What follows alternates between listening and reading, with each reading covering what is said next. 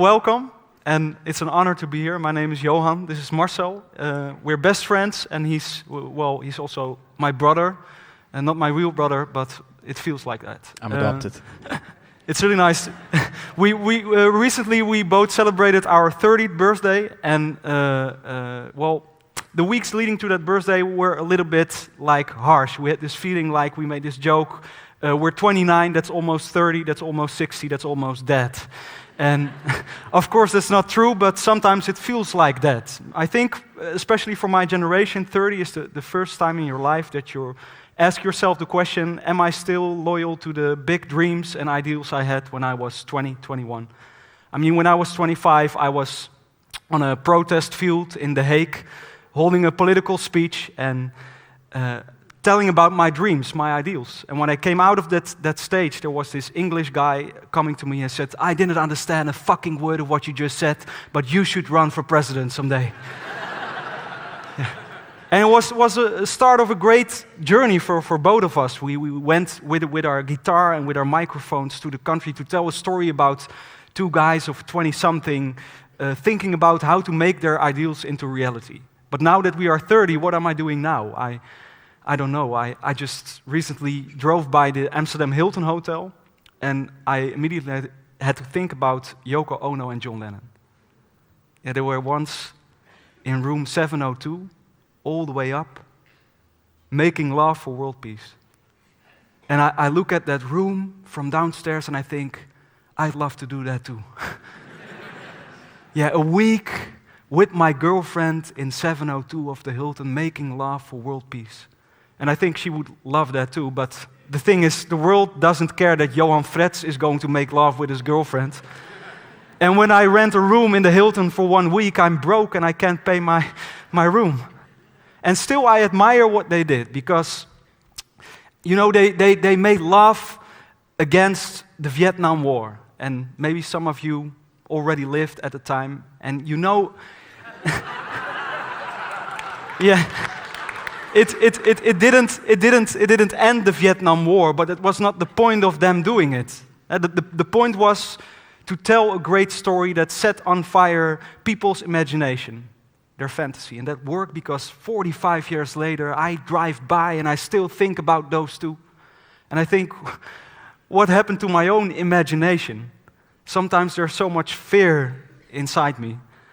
And I have to think about a story what I experienced when I was 21. And like every other person of our generation, I went to look for myself, to find myself in South America, because that's what we do. And we go backpacking, finding ourselves in South America, Asia, or Africa, because where better to find yourself than in a third world country. And I guess that's why we call it development nations. So after 6 months of, thank you. So after 6 months of finding myself, trying to find myself, I find myself in La Paz, and I don't have the feeling that I found myself, or maybe there wasn't a lot to find. And I'm sitting in my hotel room, waiting for the long flight back home to Amsterdam. And there's this guy from the hotel, he's knocking on my door, and he says, there's still one thing you should do before you go back home. The death road. Yeah, a dangerous mountain bike trip where you decline 3,000 feet in 5 hours. And I'm really afraid of heights, but I think, hey, I'm here to find myself. Dus I go to a ticket office and I say, please, a one-way ticket to the death road. So the next day at 6 a.m. in the morning, I'm in this shaky bus with 10 Israeli who first think that I'm a lost Palestinian, but when they find out I'm from Amsterdam, the subject suddenly changed to different things.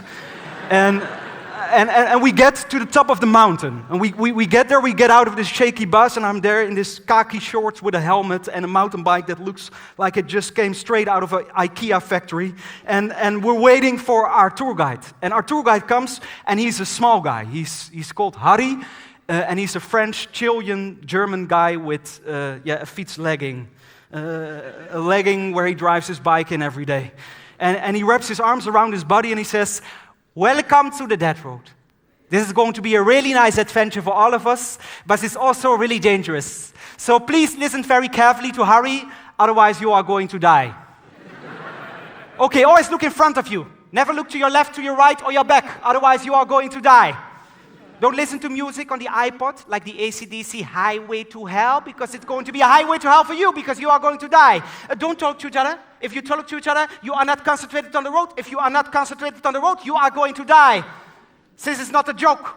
This is that road. Let's go! And there we go. Yeah, my chin on the steering wheel and my heart beat behind my eyes, and I'm so scared to death. And we decline, and after 10 minutes I discovered that it's quite okay. Yeah, if you just listen to this guy, you don't talk, you don't listen to music, you focus on the road, it's actually really cool. And I jump off my bike after 1 hour and I high-five with the Israeli and I think, wow, I've overcome my biggest fear today. And when Harry comes standing in front of the group, we give him a thunderous applause. But then he wraps his arms around his body again and says, now the fun part starts. For the real daredevils inside this group. It's going to be steeper, it's going to be more narrow, and maybe you see the little crosses there with the flowers. That is of the people that didn't listen at night. As you might not see, this is not a one-way road, so we could have cars come towards us. If a car comes towards us, the first one in the road will always be Harry, will say stop. If I say stop, you put your bike on the brake, step off your bike, put your back to your body, and wait until the car is gone, otherwise you are going to die. And on that particular moment, when the fear is already pumping through my whole body, there's this big, strong Australian guy that jumps in front. Hey! What in the flying fuck is going on here? When I look at this group, I see 3 kinds of people, yeah? I see dicks, I see assholes, and I see pussies. And I don't care if you're a dick or an asshole, but I don't want pussies in my group. Come on, let's go! And he jumps off, and off he goes. And then I see this Harry guy looking behind him, and he says, please step up, everybody step up. We have to go after the Australian guy. And there we go. Now really, really fast. And the height is really like in a cartoon going up and down. And there are fresh crosses with fresh flowers everywhere, so we know what time it is. Somewhere there's a car wreck that they apparently didn't been able to get out. And we're going so fast, and the only thing I'm hearing is Harry that sometimes calls, try to keep up, otherwise I'm going to die. I call, yes, Johan Fretz, you pussy, you are definitely going to die. And we're going so fast, until we go so fast that I don't think. My mind is clear. I'm 6 months on my road, and this is the first time I have no thoughts at all. Because now that we decline so fast, the only thing I can do is let go. And I think it's sometimes the same with all of us. We decline so fast, especially in times of crisis, and we put our feet on the brakes out of fear. But when we decline so fast, maybe the only thing we can do is let go. And that's for me where imagination starts. And to accomplish that, I think we need great storytellers to make us think different. And whether these are the people behind me on the great stage here, or John and Yoko making love for world peace. So maybe 30 isn't that bad at all. Maybe it's time to save my money, to get out of this organic supermarket and just put it on a bank account. And when I've saved enough, I take my beautiful girlfriend to the Amsterdam Hilton Hotel. And we ask for the key of room 702. And we take the elevator upstairs. And we walk through the hall, we open the door, we take each other to the bed, and there we make love for world peace. And of course, we'll never have enough time to accomplish that, but at least we'll have a great story to tell.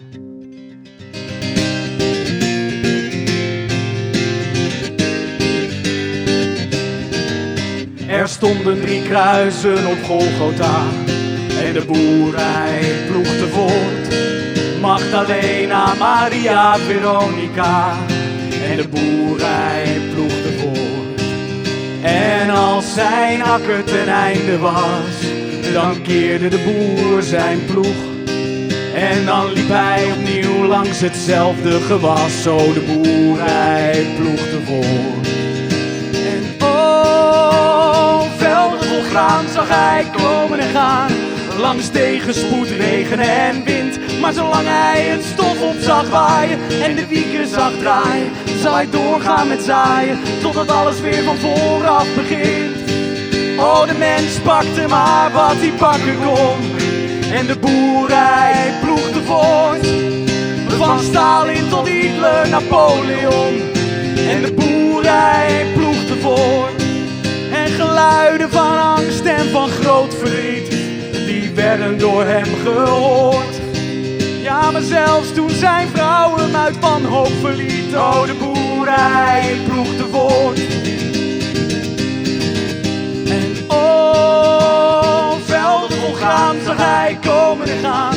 Langs tegenspoed, regen en wind. Maar zolang hij het stof op zag waaien en de wieken zag draaien, zou hij doorgaan met zaaien, totdat alles weer van vooraf begint.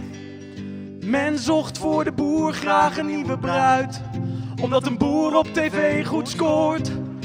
Maar ze tilden hem op en ze spuugden hem uit. En de boerderij ploegde voort.